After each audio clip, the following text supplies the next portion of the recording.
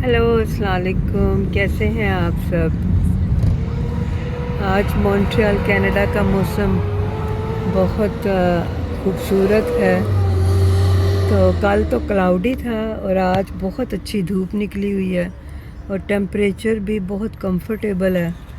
25 और 26 टेम्परेचर है। तो आपके उधर मौसम कैसा है? होपफुली थोड़ी तो ज़रूर बेहतरी आई होगी, गर्मी की शिद्दत कुछ कम हो चुकी होगी। तो बस चलें, अब और थोड़े दिनों की बात है। तो सितंबर में तो कुछ मौसम अच्छा हो ही जाता है, लेकिन कभी कभार ये होता है कि हबस काफ़ी हो जाता है। तो यहाँ भी अभी गर्मी का मौसम आएगा, क्योंकि अभी तो सितंबर भी बाज़ दफ़ा इतनी गर्मी होती है कि आपको गर्मियों के कपड़े पहनने पड़ते हैं। लेकिन यहाँ वही बात है कि चंद दिन आती है, और कभी कभी तो पहले तो हमेशा यही था कि 1-2 दिन गर्मी पड़ती थी, फिर उसके बाद मौसम अच्छा हो जाता था। लेकिन अब जो है वो एक वीक तक भी मुसलसल काफ़ी गर्मी पड़ती है। जैसे कि पिछले दिनों मैंने आपको बताया था कि 40 में पूरा वीक टेम्परेचर रहा, फिर कुछ दिन मौसम अच्छा हुआ तो फिर 38 में काफ़ी दिन मौसम रहा। तो अब जैसे कि हम सब जानते ही हैं कि all over the world temperature काफ़ी चेंज हो चुका है, वेदर काफ़ी चेंज हो चुका है। तो कुछ लोग तो ये भी कह रहे हैं कि शायद आहिस्ता आहिस्ता यहाँ पे बर्फ़ नहीं गिरा करेगी, दूसरी कंट्रीज़ में चली जाएगी। तो देखते हैं इंशाल्लाह ताला कि क्या होता है। चलें, बस जो भी हो, अल्लाह ताला कुल इंसानियत की खैरियत रखे। आमीन आमीन आमीन। तो ये मैं बाहर निकली थी तो मैंने सोचा कि चलो छोटा सा वीडियो बनाती हूँ। तो ये अभी देखें, ये जो आपको ब्लू नज़र आ रहा है आंत्रपो, ये फ्रेंच में लिखा हुआ है आंत्रपो। आंत्रपो का मतलब है वेयर हाउस। ये वेयर हाउस जो सेल्स यहाँ पे होती हैं तो उनकी प्राइसेस दूसरे स्टोरों की निस्बत बेटर होती हैं, लेकिन ये स्टोर को इतना सस्ता नहीं है कहने को। तो ये आंत्रपो कहते हैं इसे। तो ये डॉलरामा आ गया। डॉलरामा एक ज़माने में बहुत सस्ता था, हर चीज़ डॉलर की थी। तो ये कोविड से पहले ही इन्होंने प्राइसेस ज़्यादा कर दी थी। तो पहले तो ये था हर चीज़ $1 की, लेकिन अब तो डॉलर स्टोर में भी चीज़ें $5, $6, $7 तक की भी मिलती हैं। तो बस उन्हें एक्सक्यूज़ भी चाहिए कीमतें ज़्यादा करने का। तो महंगाई तो वैसे पूरी दुनिया में ही काफ़ी हो चुकी है।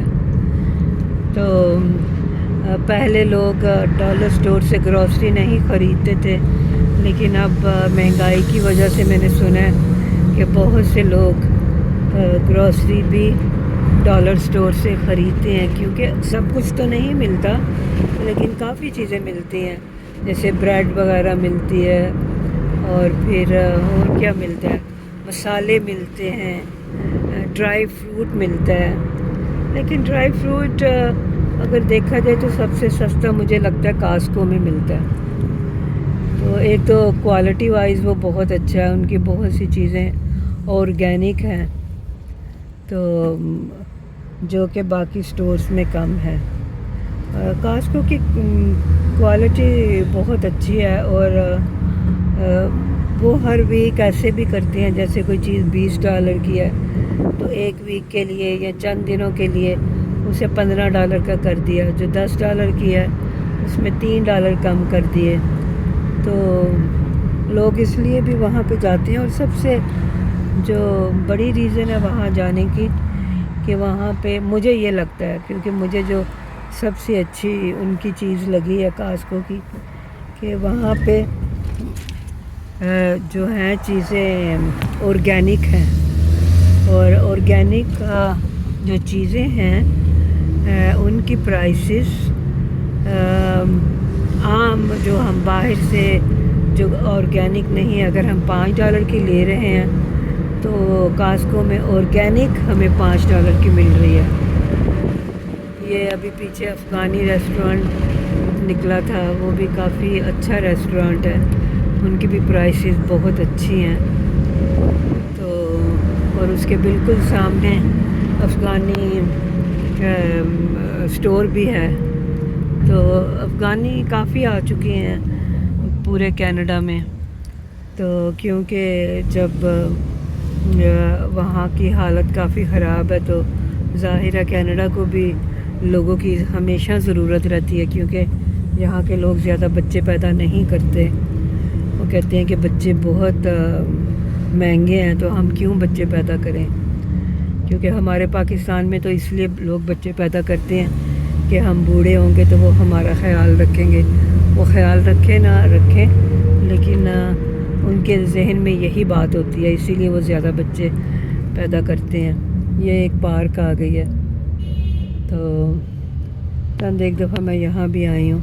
پہلے میں اس بینک میں آیا کرتی تھی، دیجاردہ، یہ بھی فرینچ نام ہے دیجاردہ۔ تو اس لیے اس وجہ سے بہت افغانی کینیڈا میں آ چکے ہیں۔ تو کینیڈا میں ایک جگہ ہے مونٹریال سے تقریباً، ویسے مجھے 100% شور نہیں ہے، شاید 3 گھنٹے کی ڈرائیو پہ ہے۔ تو وہ گورنمنٹ وہ ایریا آباد بھی کرنا چاہتی تھی، کیونکہ وہاں لوگ رہتے نہیں تھے زیادہ۔ تو جو افغانی آتے تھے تو پتہ جب وہ مونٹریال میں کبھی ان سے کسی طرح سے ملاقات ہوتی تھی تو وہ اکثر بتاتے تھے کہ ہم شیر بروک سے آئے ہیں، اس جگہ کا نام شیر بروک ہے، یہ مسجد ہے۔ تو میں نے جب مجھے انہوں نے بتایا کہ اکثر لوگوں سے جب میں نے یہ بات سنی کہ یہ شیر بروک سے آتے ہیں، تو میں نے کہا کہ آپ لوگ شیر بروک جاتے کیوں ہیں، پھر بعد میں آپ مونٹریال آ جاتے ہیں؟ وہ کہتے ہیں کہ نہیں، ہمیں گورنمنٹ امیگریشن کا یہ ایک ان کا رول ہے اور کنڈیشن ہے کہ آپ کو پہلے کچھ سال، پتہ نہیں 2 سال کے 3 سال، آپ کو شیر بروک میں ہی رہنا ہے۔ اب جب وہ آ کے 2-3 سال شیر بروک میں رہتے ہیں تو بعض دفعہ کئی لوگ تو اچھے خاصے وہاں پہ سیٹل ہو جاتے ہیں، تو اور کچھ لوگ جو ہیں وہ مونٹریال آ جاتے ہیں، کچھ لوگ ٹورنٹو چلے جاتے ہیں۔ بس مونٹریال میں ایک پرابلم ہے کہ یہاں آپ کو فرینچ سیکھنی پڑتی ہے۔ تو جو افغانی آتے ہیں تو جن لوگوں کو تو انگلش آتی ہے تو وہ اتنی کوشش نہیں کرتے فرینچ سیکھنے کی، تو لیکن جو افغانی آتی ہیں ان کو دونوں لینگویجز نہیں آتی، تو وہ پھر فرینچ کی کافی کوشش کرتے ہیں۔ کمیونیکیٹ کرنے کے لیے زبان آنا بہت ضروری ہے، تو پھر وہ فرینچ سیکھ جاتے ہیں۔ تو بے شک ان کی فرینچ اس لیول کی نہیں ہوتی کہ وہ مطلب ایجوکیشن حاصل کر سکے، لیکن کچھ لوگ شاید کرتے بھی ہوں گے، اپنے اپنے شوق کی بھی بات ہے، ٹائم کی بھی بات ہے، لیکن وہ اچھی خاصی بولنی شروع کر دیتے ہیں، پھر اس کے بعد وہ جاب شروع کر دیتے ہیں۔ ظاہر ہے ہر ایک کو سروائیو کرنے کے لیے پیسوں کی ضرورت ہے، تو بس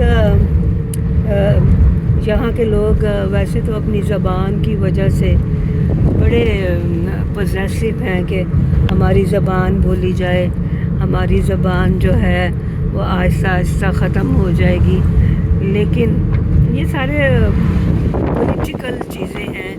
اور میں کبھی کبھی سوچتی ہوں کہ اچھا زبان کی بڑی فکر ہے تم لوگوں کو، تم لوگ یہ نہیں سوچتے کہ تمہاری نسلیں ختم ہو رہی ہیں۔ تو یہ سارا ایک ڈرامہ ہے اور کچھ بھی نہیں ہے۔ اگر ایسی بات ہو تو لوگ بچے بھی پھر ضرور پیدا کریں، گورنمنٹ کو دوسرے ملکوں سے لوگ بلانے کی ضرورت ہی نہ پڑے۔ یہ گورنمنٹ ایسے ہی تو نہیں بلاتی، اپنی ضرورت کے تحت ہی بلاتی ہے۔ تو اچھا چلیے، مجھے اجازت دیں، اپنا بہت بہت خیال رکھیں، خوش رہیں، اور میرے چینل کو پلیز سبسکرائب کریں، لائک کریں، شیئر کریں۔ بہت بہت شکریہ۔ خدا حافظ۔